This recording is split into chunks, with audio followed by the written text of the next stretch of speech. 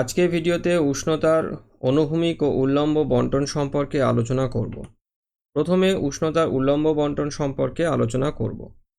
তো উষ্ণতার উল্লম্ব বণ্টন বলতে যেটা বোঝায় সেটা হচ্ছে যে ভূপৃষ্ঠ থেকে উচ্চতা বৃদ্ধির সাথে সাথে বায়ুমণ্ডলের বিভিন্ন স্তরে উষ্ণতার যে পরিবর্তন বা তারতম্য ঘটে তাকেই বায়ুমণ্ডলের উষ্ণতার উল্লম্ব বণ্টন বলে।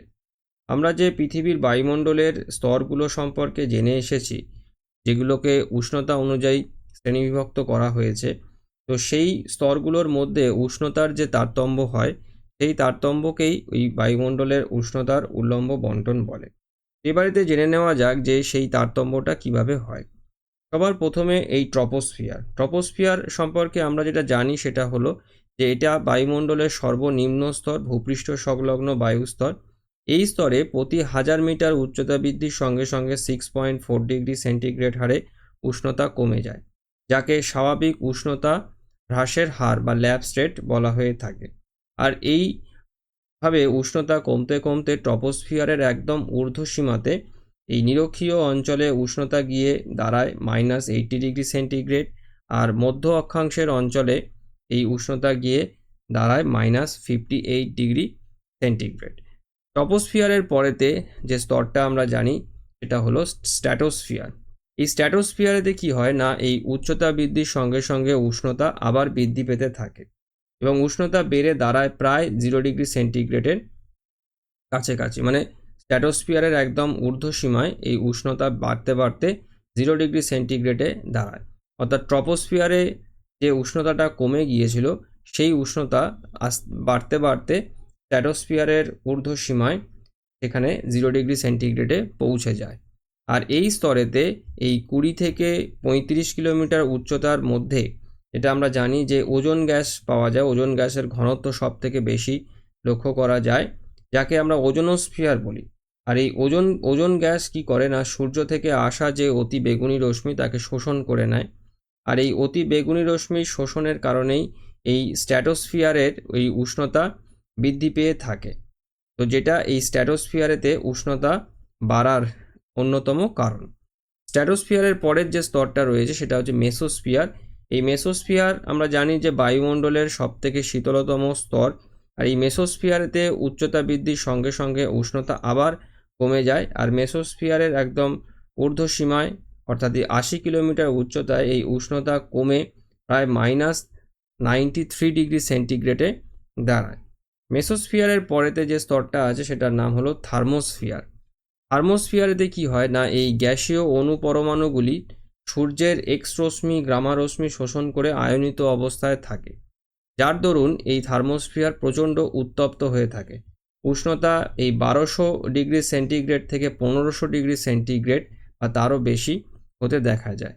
তো এইভাবে বায়ুমণ্ডলে বিভিন্ন স্তরগুলোর মধ্যে উল্লম্বভাবে উষ্ণতার বণ্টনটা হয়ে থাকে। এরপরেতে যেটা রয়েছে সেটা হলো বায়ুমণ্ডলের অনুভূমিকভাবে উষ্ণতার যে বণ্টন।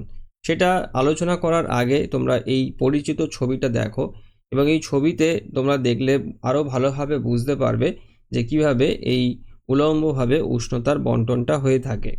এখানেতে বায়ুমণ্ডলের যে স্তরগুলো আছে সেই স্তরগুলো দেখানো হয়েছে। আর এখানে দেখো এই যে লাল কালার দিয়ে যে রেখাটা দেখানো হয়েছে এই ছবিতে, এই লাল কালারের রেখাটার মাধ্যমে ওই উষ্ণতার তারতম্যটা দেখানো হয়েছে, বিভিন্ন স্তরের মধ্যে উষ্ণতার যে তারতম্য সেইটা। তো দেখো এখানেতে যে স্কেলটা আছে, এই যে লম্বা যে কালো দাগটা এখানেতে রয়েছে এই মাঝ বরাবর, এটা 0 ডিগ্রি সেন্টিগ্রেড উষ্ণতাকে নির্দেশ করছে। আর এই পাশেতে এই দাগের বাঁ দিকটাতে মাইনাসে উষ্ণতা দেখানো হয়েছে, আর এই পাশটাতে প্লাসে উষ্ণতা দেখানো হয়েছে। এবং দাগটা দেখো যেভাবে যাচ্ছে, এই দাগের যে ট্রেন্ডটা রয়েছে এই যে এই যেটা, সেটা দেখলে তোমরা খুব ভালোভাবে বুঝতে পারবে যে কিভাবে এই বিভিন্ন স্তরগুলোর মধ্যে উষ্ণতা কমে বা বাড়ে। এবার ভূপৃষ্ঠের ওপরেতে উষ্ণতার অনুভূমিক বণ্টন কিভাবে হয় সেই সম্পর্কে আলোচনা করব। তো উষ্ণতার অনুভূমিক বণ্টন বলতে যেটা বোঝায় সেটা হচ্ছে যে এই অক্ষাংশ সূর্যরশ্মির পতন কোণের উপর ভিত্তি করে নিরক্ষরেখা থেকে উভয় মেরু অঞ্চলের দিকে যে উষ্ণতা কমে যায় এটা আমরা জানি।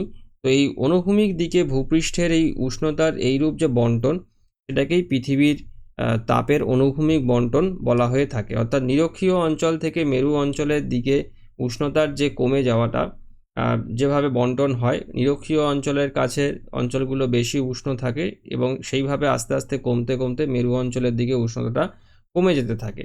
তো এই যে ভূপৃষ্ঠের ওপরেতে অনুভূমিকভাবে উষ্ণতার যে বন্টন, সেই বন্টনটাকেই অনুভূমিক বন্টন বলা হয়, উষ্ণতার অনুভূমিক বন্টন বলা হয়। আর এটা মানচিত্রে সমষ্ণ রেখার সাহায্যে দেখানো হয়ে থাকে। অর্থাৎ সমষ্ণ রেখা হচ্ছে সেই রেখা যেটা পৃথিবীর ভূপৃষ্ঠের ওপরেতে যে সমস্ত জায়গার গড় উষ্ণতার সমান, সেই সমস্ত স্থানগুলোকে যে কাল্পনিক রেখা দিয়ে মানচিত্রে যুক্ত করা হয়, সেই রেখাগুলোকেই সমষ্ণ রেখা বলা হয়ে থাকে। তো পৃথিবীর মানচিত্রে এই সমষ্ণ রেখার যে বন্টন থাকে, সেই বন্টনের সাহায্যে খুব সহজেই এই উষ্ণতার অনুভূমিক যে বন্টনটা আছে সেটাকে বুঝতে পারা যায়। আর এর জন্য দুটো মাস ধরে নেওয়া হয়, দুটো মাসের উষ্ণতার বন্টনকে আলোচনা করা হয়, একটা জানুয়ারি আর একটা জুলাই মাস। এবার জানুয়ারি মাসেতে কীভাবে উষ্ণতার অনুভূমিকভাবে বন্টিত হয় দেখো, যে জানুয়ারি মাসে আমরা কি জানি যে উত্তর গোলার্ধে শীতকাল থাকে আর দক্ষিণ গোলার্ধে গ্রীষ্মকাল থাকে। তো জানুয়ারি মাসে এই উত্তর গোলার্ধে ভূমিভাগের উপর সমষ্ণ রেখাগুলির নিরক্ষরেখার দিকে বেঁকে অবস্থান করে। এর কারণ হলো এই শীতল মেরু বায়ু ওই অঞ্চলের উষ্ণতাকে কমিয়ে দেয়, যা মহাদেশগুলির অভ্যন্তর ভাগের শীতলতাকে তীব্র করে তোলে। আবার অন্যদিকে দেখা যায় কি যে সমুদ্রের উপর অবস্থিত সমষ্ণ রেখাগুলি মেরুর দিকে বাঁক নেয়। তার কারণ একই অক্ষাংশে অবস্থিত হলেও এই জলভাগের চেয়ে স্থলভাগ বেশি উষ্ণ হয়। অর্থাৎ শীতকালেতে যে সমষ্ণ রেখার যে বন্টনটা দেখতে পাওয়া যায়, দেখো এই ছবিতে দেখলে তোমরা বুঝতে পারবে যে শীতকালেতে কি হয়, এই যে সমষ্ণ রেখাগুলো, এই সমষ্ণ রেখাগুলো নিরক্ষরেখার দিকে বাঁক নিয়ে থাকে। তার কারণ এই স্থলভাগের ওপরেতে মেরুবায়ু প্রবাহিত হওয়ার দরুন এখানেতে প্রচণ্ড ঠান্ডা হয়। আর জলভাগের ওপরে দেখো এই যে এইখানটাতে যে জলভাগ রয়েছে, এই জলভাগের ক্ষেত্রে দেখা যায় কি না, এই সমষ্ণ রেখার যে বাঁকগুলো হয়, এই বাঁকগুলো মেরু অঞ্চলের দিকে অবস্থান করতে দেখা যায়।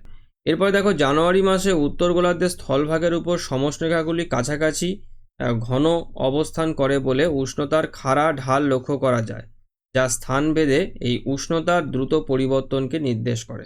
অর্থাৎ দেখো এই যে সমষ্ণ রেখা যেগুলো রয়েছে, এই সমষ্ণ রেখাগুলো খুব কাছাকাছি অবস্থান করে এই স্থলভাগের ওপরেতে, যেটা এই সমষ্ণ রেখার একটি অন্যতম বৈশিষ্ট্য, যে সমষ্ণ রেখাগুলো যদি খুব কাছাকাছি অবস্থান করে তাহলে উষ্ণতার যে ঢাল, মানে তাপীয় যে ঢালটা, সেটা খুব বেশি হয়ে থাকে এবং উষ্ণতার দ্রুত পরিবর্তনকে যেটা নির্দেশ করে। আর জানুয়ারি মাসে উত্তর গোলার্ধে মহাদেশ ও মহাসাগরের মধ্যে উষ্ণতার পার্থক্য সবচেয়ে বেশি হয়ে থাকে। আর দক্ষিণ গোলার্ধে জানুয়ারি মাস গ্রীষ্মকাল হওয়ায় সমষ্ণ রেখাগুলি মোটামুটি সরল রেখায় বিস্তৃত হয়। তো দেখো এই যে এইটা আমাদের নিরক্ষরেখা, এই নিরক্ষরেখার এদিকটা তো নর্থ পোল আর এদিকটা তোমার সাউথ। তো এখানেতে দেখো এই সাউথের দিকে যখন গ্রীষ্মকাল থাকার দরুন সমষ্ণ রেখাগুলো একদম সমান্তরালেতে বা এই অনুভূমিকভাবে সোজা মতন হয়ে অবস্থান করতে দেখা যায়। অর্থাৎ উত্তর গোলার্ধে যেরকম আমরা সমষ্ণ রেখার ক্ষেত্রে বাঁক লক্ষ্য করছি, এরকম বাঁক দক্ষিণ গোলার্ধের সমষ্ণ রেখাগুলোর ক্ষেত্রে দেখতে পাওয়া যায় না, মোটামুটি সরল রেখায় অবস্থান করে থাকে। এরপর দেখো জুলাই মাসেতে কীভাবে উষ্ণতা অনুভূমিক বন্টন হয়। এই জুলাই মাসেতে কি হয় না, জুলাই মাসে উত্তর গোলার্ধে গ্রীষ্মকাল হয় আর দক্ষিণ গোলার্ধে তখন শীতকাল চলে আসে। তো জুলাই মাসেতে গ্রীষ্মকাল হওয়ায় এই সমষ্ণ রেখাগুলি খুবই অনিয়মিত ও আঁকাবাঁকা হয়। আর দক্ষিণ গোলার্ধে এই সময় শীতকাল হওয়ায় সমষ্ণ রেখাগুলি সরল ও নিয়মিতভাবে বিস্তার লাভ করে থাকে। দেখো এই যে উত্তর গোলার্ধ আমাদের এইটা, এই যে নিরক্ষরেখা, এটা ওই দিকটা হচ্ছে উত্তর গোলার্ধ, এই দিকটা দক্ষিণ গোলার্ধ। উত্তর গোলার্ধের সমষ্ণ রেখাগুলোর মধ্যে দেখো যে অনিয়মিত একটা অবস্থা, বাঁক লক্ষ্য করা যাচ্ছে। এই তুলনায় দক্ষিণ গোলার্ধের যে সমষ্ণ রেখাগুলো যেগুলো আছে, সেগুলো মোটামুটিভাবে নিয়মিত এবং সরলরৈখিকভাবে প্রবাহিত হয়ে মানে দেখতে পাওয়া যাচ্ছে। এবার দেখো উত্তর গোলার্ধে জুলাই মাসেতে জলভাগ অপেক্ষা স্থলভাগ বেশি উষ্ণ হয়। তো এখানেতে দেখো জুলাই মাসেতে যখন আসে তখন স্থলভাগ বেশি উষ্ণ হয় জলভাগের থেকে। আর এই সময় মহাদেশের উপর দিয়ে বিস্তৃত সমষ্ণ রেখাগুলি উত্তর মেরুর দিকে আর মহাসাগরের উপর দিয়ে বিস্তৃত রেখাগুলি নিরক্ষরেখার দিকে বাঁক নেয়। দেখো এই যে যেটা দেখলেই বোঝা যাবে যে এই যে বাঁকগুলো আছে, দেখো এই যে ট্রেন্ড, এই যে বাঁকগুলো যেগুলো রয়েছে, এই বাঁকগুলো মেরুর দিকে নিয়ে থাকে, এই বাঁকগুলো মেরুর দিকে থাকে। আর জলভাগের উপরেতে যখন সমস্যারেখাগুলো থাকে তখন এই বাঁকগুলো নিরক্ষরেখার দিকে এই বাঁকগুলো হয়ে থাকে। আর এই সময়তে একটি লম্বাটে সুবিস্তৃত ও অধিক উষ্ণতাযুক্ত বলয় উত্তর আফ্রিকা থেকে শুরু করে দক্ষিণ পশ্চিম এশিয়ার মধ্য দিয়ে এসে ভারতের উত্তর পশ্চিম অংশ পর্যন্ত বিস্তার লাভ করে। অর্থাৎ এই যে বলয়টার কথা বলা হচ্ছে, এই যে সমস্যারেখার একটা বলয় এখানেতে তৈরি হয়, যেটা এই সমগ্র এই অঞ্চলটাকে বেষ্টন মানে পুরো এর ওপর থেকে বিস্তৃত হয়।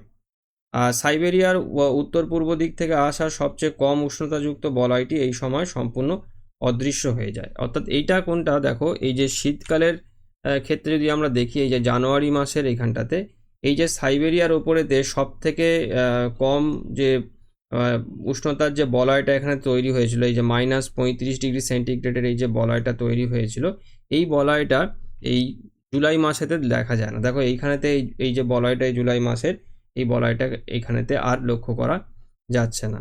তো এইভাবেই এই জানুয়ারি এবং জুলাই মাসেতে এই অনুভূমিকভাবে এই উষ্ণতার অনুভূমিক বন্টনটা হয়ে থাকে।